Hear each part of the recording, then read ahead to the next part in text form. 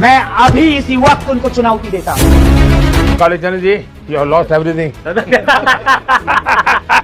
भारत से 14,000 किलोमीटर दूर एक देश की संसद में हिंदी को लेकर हिंदी में ही सांसद भिड़ गए। ये देश वेनेजुएला का पड़ोसी है और खुद भी तेल के भंडार पर बैठा है। 2024 में पीएम मोदी इस देश की यात्रा पर भी गए थे। आदरणीय सदस्य माननीय विष्णु पांडे, मैं अभी इसी वक्त उनको चुनौती देता हूं कि किसी भी स्तर पर किसी भी जगह पे जाकर के विषय वो तय करेंगे, विषय वो तय करेंगे। और मैं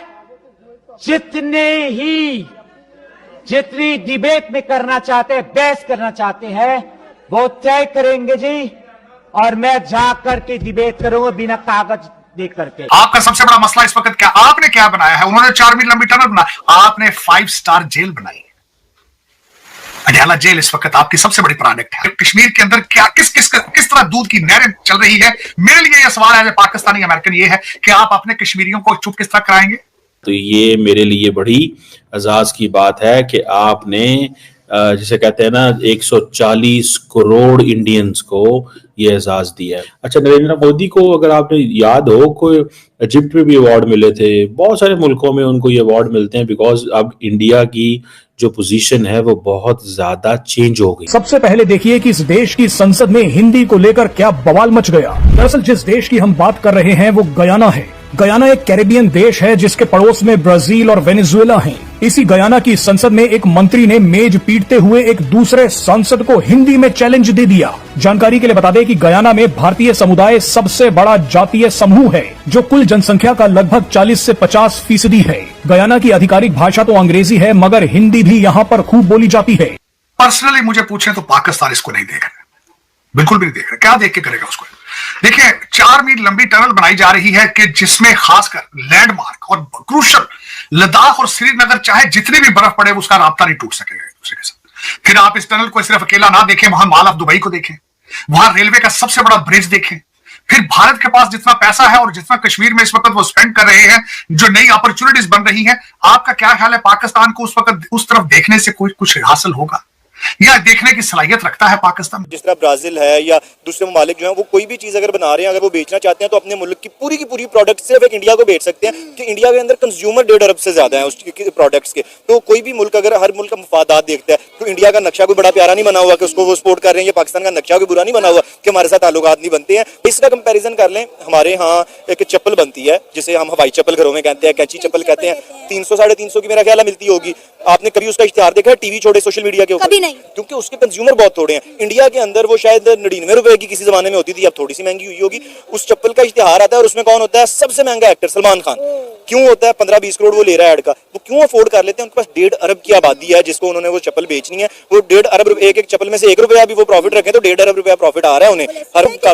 उनका जो रेवेन्यू है ना पाकिस्तान की पूरी जीडीपी के मुताबिक है। हमारी जीडीपी एक तरफ कर ले और टाटा के रेवेन्यू एक तरफ कर लें। देखें जी, हम 1 अरब डॉलर के लिए मिलते कर रहे हैं, उन्होंने 100 अरब डॉलर से ज्यादा तो चैरिटी की हुई है। उस एक बंदे ने, उस एक कंपनी ने, एक इदारे ने, क्योंकि वहां पे सपोर्ट किया गया हुकूमत की जानिब से, टैक्स के अंदर रिलैक्सेशन दी गई। हमारे यहाँ तो ये हालात है, पानी की कमी की वजह से पहले फसलें कम होती है, हुकूमत फसल किसान से खरीद नहीं रही है, गंदम नहीं खरीदी, और अब बिल पास कर दिया कि 40% टैक्स होगा। काम हमें ये तो नहीं सिखाता कि हम धोखेबाज हों या स्कैमर्स हों, या एक बंदा जो हमारे साथ लॉयल है या हमारी अच्छी दोस्ती है उनके साथ, तो हम उनके साथ क्या कर रहे हैं, उनको क्या रिस्पॉन्ड कर रहे हैं। हम कुछ नहीं दे सकते, एटलीस्ट स्कैम तो ना करें किसी के साथ। धोखेबाजी तो इस्लाम में नहीं है। यहाँ पे कोई ड्रामा निकला है तो ये लोग बैन करने चले जाते हैं कि ये इस्लाम के खिलाफ है और ये है वो है। जक को बैन किया था ना, को बैन किया इन्होंने, इतनी ज्यादा चीजों को बैन। मीडिया को ये कहेंगे ये फिल्म नहीं आ सकती, मस्जिद में शूट नहीं हो सकता, ये नहीं कर सकते, वो नहीं कर सकते, दे आर लाइक दिस। और जब इतने बड़े बड़े स्कैम्स होते हैं, इतने बड़े बड़े लेवल पे स्कैम्स होते हैं, now they are like totally okay with that. China में मुसलमानों के साथ क्या हो रहा है? हमने जरा थोड़े उनसे पैसे वैसे लेने होते हैं ना, इसलिए हम उस पर भी नहीं बात करते। ये वैसे हम लोग एक अपने कंट्री के मफाद के लिए हरकत की है हमने। हमारे यहाँ पे अपने मुल्क के जो नेटिव्स हैं उनके लिए कोई राइट्स ही नहीं है, तो हम दूसरे मुल्कों में पाकिस्तानी के साथ क्या हो रहा है हम क्या ही कर सकते हैं उस बारे में। यहाँ पे हमें राइट्स मिले तो हम दूसरे मुल्कों वाले से कहना कि आप हमारे बशिंदों के साथ क्या कर रहे हैं। अफसोस के साथ ये कहूंगा मैं, अफसोस के साथ। आपका सबसे बड़ा मसला इस वक्त क्या, आपने क्या बनाया है? उन्होंने 4 मील लंबी टनल बनाई, आपने 5 स्टार जेल बनाई। अडयाला जेल इस वक्त आपकी सबसे बड़ी प्रोडक्ट है आपकी। वो जेल से बैठ के आपके टीटीपी के साथ जो है वो उनके अलाइनमेंट है। टीटीपी ने ऐलान किया है, मैं जरा बताना चाहूंगा कि आपकी सूरत हाल क्या है। उन्होंने टनल बना ली ना, और वहां से उनकी आर्मी भी ट्रैवल करेगी, लोग भी ट्रैवल करेंगे, उनके रास्ते भारत के साथ जो है वो जुड़ चुके हैं। आपके टीटीपी ने ब्रोशर फेंके हैं पाकिस्तान में, पॉम्फलेट फेंके हैं कि जो लोग मिलिट्री के लिए काम कर रहे हैं, उनकी प्रोजेक्ट्स के लिए काम कर रहे हैं, 90 दिन के अंदर अंदर जामें छोड़ दें वहां से, क्योंकि हम उस पर हमले शुरू करेंगे। और उनकी अलाइनमेंट किसके साथ है? पीटीआई के साथ। पीटीआई और टीटीपी सखी बहनें बन चुके हैं। आपकी प्रोडक्ट ये है, आपने 5 स्टार जेल बनाई है, आपकी प्रोडक्ट ये है, जहां पे 70 जो है लोग एक दिन में कैदी को मिलते हैं। दुनिया की कौन सी जेल है ऐसी इंडिया के अंदर, मुझे बताएं, जहां पे कोकोनट वाटर और चिया सीड दिए जाते हैं कैदियों को, और 2-2 मालशिए दिए जाते हैं। ये आपकी प्रोडक्ट ये है। आपके लिए खतरा क्या है? ये आपकी प्रोडक्ट है। आपकी सबसे बड़ा खतरा आज क्या है? शहबाज गिल आपके लिए सबसे बड़ा खतरा है इस वक्त। आपके लिए सबसे बड़ा खतरा है मरवत साहब है। आप कर ले, ट्वीट करके देख लें कि इस वक्त आपके लोग एक दूसरे की बातें क्या कर रहे हैं। You have been cut off from the world. दूसरी दुनिया से आप बिल्कुल राब्ता कट चुका है, क्योंकि आपके इंटरनल खतरात इतने मौजूद हैं कि आप एक्सटर्नल आप देखने की सलाहियत नहीं रखते उस टनल की तरफ, बिल्कुल देखने से। मैं गारंटी कर देता हूं किसी को पाकिस्तान के अंदर इसका बात का बिल्कुल भिनक भी नहीं होगी, क्योंकि अडयाला जेल से जान छूटे। वो आपके 190 पाउंड का जो आज केस था, जिसका फैसला नहीं दिया गया, इस वक्त जो हर लौंडा लपाड़ा है, हर टीवी चैनल उसके पीछे बैठा है। किसी को पता भी नहीं कि मोदी साहब ने इसकी इनाग्रेशन कर दी है, पता ही नहीं किसी को, कोई पता नहीं। मैं गारंटी कर, पूछ ले आप किसी से बेशक, कि क्या आपको पता है कि भारत के अंदर इस वक्त टनल बनके, और उसकी स्ट्रेटेजिक लोकेशन क्या है, और वो कश्मीर में उसका इंपैक्ट क्या होगा। लद्दाख और श्रीनगर को जोड़ दिया है उन्होंने। वो कश्मीर के अंदर क्या किस तरह दूध की नहरें चल रही है। मेरे लिए यह सवाल है, पाकिस्तानी अमेरिकन, ये है कि आप अपने कश्मीरियों को चुप किस तरह कराएंगे।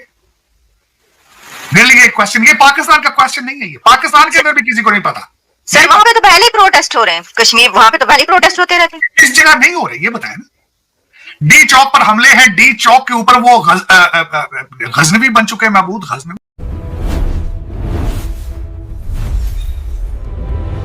दोस्तों, दुनिया भर के मीडिया में इन दिनों एक दिलचस्प चर्चा तेज हो रही है, और खासकर उन भारतीय मूल के लोगों के बीच जो विदेशों में रहते हैं।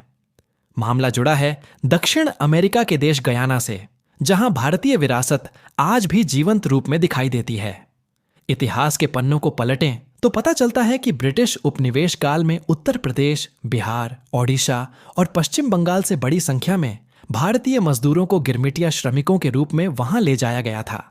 समय के साथ उनकी पीढ़ियां वहीं बसती चली गईं, और आज गयाना की लगभग 40-45% आबादी भारतीय मूल से जुड़ी मानी जाती है।